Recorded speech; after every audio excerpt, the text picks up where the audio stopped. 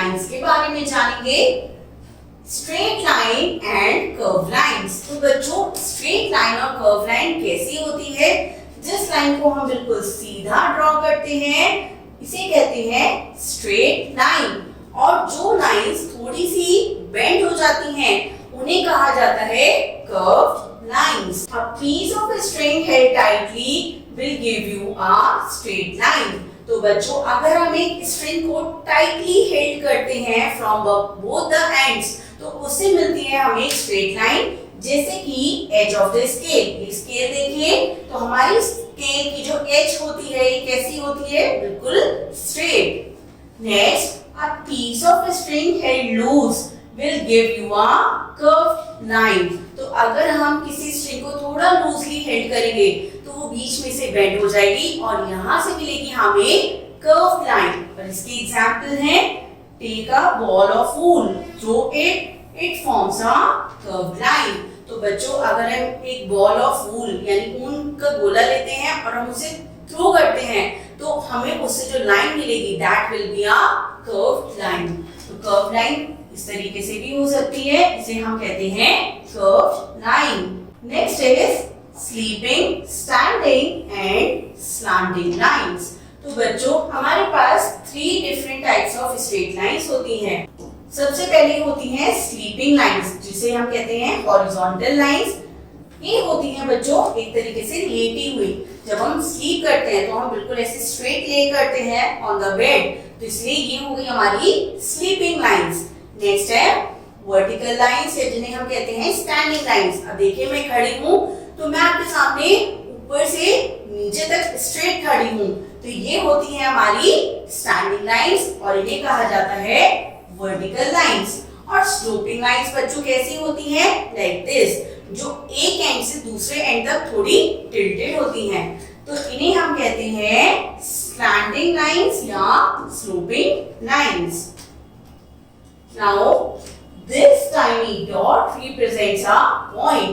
तो बच्चों जैसे मैंने अपने पेन को बोर्ड के साथ कांटेक्ट कराया और सिर्फ एक डॉट लगाई, तो इस डॉट को क्या कहा जाता है? इसे कहते हैं हमें point. A point has no size, it means it has no length, breadth और height. तो बताइए बच्चों क्या इस पॉइंट की कोई भी लेंथ, ब्रेथ या हाइट या साइज होता है? No, point has no length, no breadth and no height.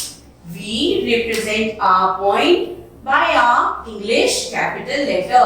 तो बच्चों जब भी मुझे किसी पॉइंट को रिप्रेजेंट करना है तो मैं पॉइंट के लिए एक डॉट लगाकर कोई भी कैपिटल लेटर की हेल्प से उस पर्टिकुलर पॉइंट को रिप्रेजेंट कर सकती हूँ। This is a line. अब बच्चों ये क्या है? ये है एक line. It is a set of points. A line has neither endpoints nor a definite length. तो मैंने collection of dots को बनाया, मैंने बहुत सारी डॉट्स बनाई बच्चों।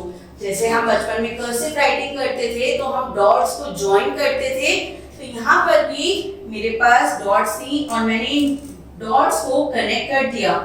तो आफ्टर कनेक्टिंग द डॉट्स मुझे मिल गई ये स्ट्रेट लाइन। तो बच्चों इसे हम कहते हैं एक line. Line can be straight line और कर्व लाइन। तो लाइन की कोई भी फिक्स लेंथ नहीं होती है। A line has no fixed length. हमने क्योंकि दोनों साइड एरो लगाया है, मैं इसे कितना भी लंबा स्ट्रेच आउट कर सकती हूँ, इसलिए कहा जाता है line has no definite length. और ना ही लाइन के होते हैं end points. It is a segment of line, we call it a line segment. बच्चों अगर मेरे पास एक लाइन थी बहुत बड़ी और मैंने उसके 2 एंड्स को कट कर दिया, फॉर एग्जाम्पल एक बहुत लंबी रोप थी, मैंने उसमें से एक पर्टिकुलर पार्ट ले लिया, तो उसे क्या कहते हैं? एक सेगमेंट लेना, और इसी पार्ट को हम कहते हैं लाइन सेगमेंट। लाइन सेगमेंट के 2 डेफिनेट एंड पॉइंट्स होते हैं, इसके 2 डेफिनेट एंड पॉइंट्स होते हैं और इसकी एक फिक्स्ड लेंथ भी होती है।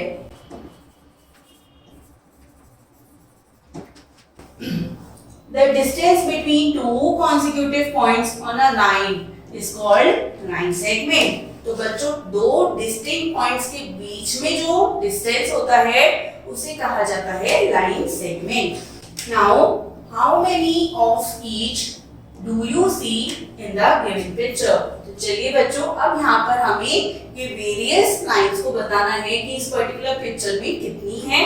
सबसे पहली है स्लीपिंग लाइंस, तो काम कीजिए कितनी स्लीपिंग लाइंस हैं। सो इट इज 1 एंड 2, तो 2 है हमारे पास sleeping lines. Change the colour. Next देखते हैं स्टैंडिंग लाइंस। तो बच्चों क्या यहाँ पर स्ट्रेट लाइंस हैं? Can you identify any of the straight line? तो यस हमारे पास है एक स्ट्रेट लाइन। तो स्ट्रेट लाइन कितनी हो गई? 1। Now next is slanting lines.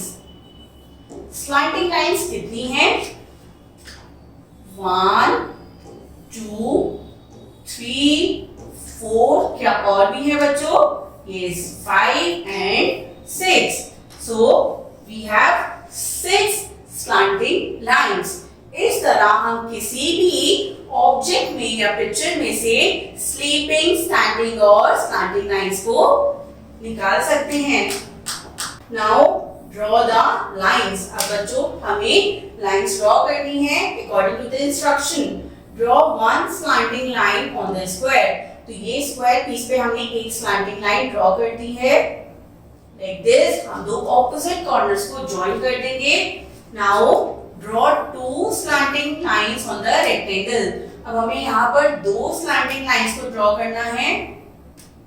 एक ये हो गई है बच्चों और एक ये हो गई है इसकी 2 slanting lines.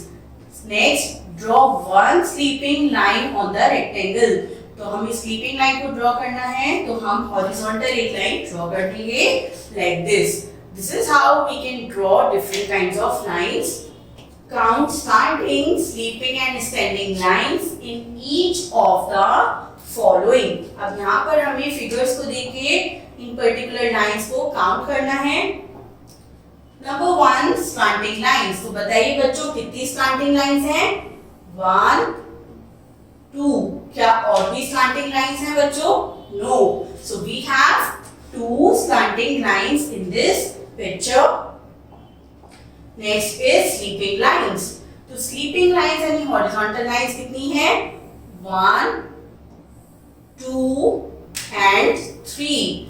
We have 3 sleeping lines. Next, how many are standing lines? Standing lines कितनी है इसमें? 1 and 2. तो 2 हो गई हैं हमारी स्टैंडिंग लाइंस। नेक्स्ट सबसे पहले हमें स्लैंटिंग लाइंस बतानी है। कैलकुलेट कीजिए कितनी स्लैंटिंग लाइंस हैं? 1 2 3 and 4. We have 4 slanting lines. Next sleeping lines. तो बच्चों कितनी स्लीपिंग लाइंस हैं इसमें? 1 and 2.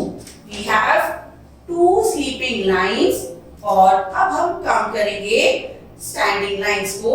1 2 3 4 5 and 6. So we have 6 standing lines. देखिए बच्चों इस तरह हमने इजीली स्टैंडिंग, स्लीपिंग और स्लैंटिंग लाइंस को कैलकुलेट कर लिया है। So that's all for the lines. I hope you enjoyed this lesson. Thank you.